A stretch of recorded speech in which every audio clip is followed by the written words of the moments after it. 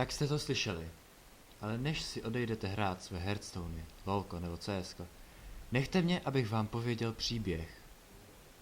Dávno, pradávno, jednoho dne se narodil malý švédský chlapeček jménem Sebastian Fors.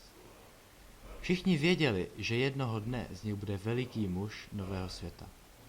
Jenže netušili, jak bude nový svět vypadat. Internet, online hry, ze kterých vznikl e-sport, LOLko, CSko, Hearthstone. Právě v Hearthstoneu Sebastian vynikal.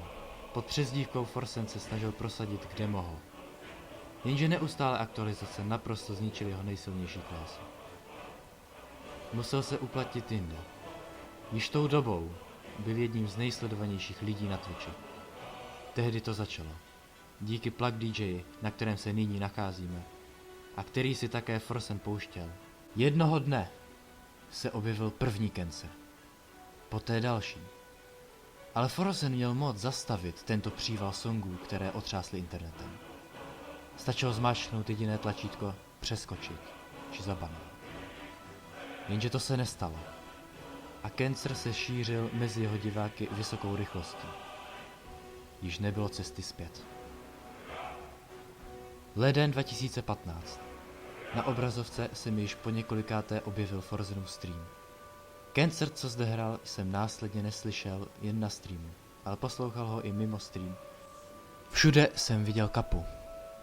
Bohužel mí přátelé do toho spadli se mnou. Potřeboval jsem pomoc, ale nebyl zde nikdo, kdo by mi ji poskytnul. A nyní jsem zde s vlastnoručně vytvořeným cancerem a povídám vám tento příběh. Byl jsem canceru vystaven příliš dlouho. Cancer mě změnil, ale člověk se může změnit vícekrát než jednou. Když jsem tvořil svůj vlastní cancer, uvědomil jsem si, jak hluboko jsem klesl.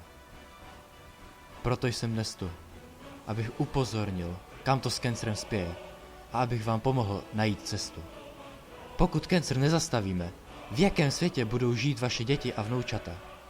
Cancer převezme všechnu internetovou hudbu. To je ale na vás. Nežádám, abyste zničili cancer. To je nemožné. Ale za tu dobu, co jsem byl pod vlivem, jsem si to uvědomil. Cancer potřebuje hostitele. Forsenův stream. Nikdo nemůže streamovat věčně. A až skončí Forsen, cancer se zhroutí s ním.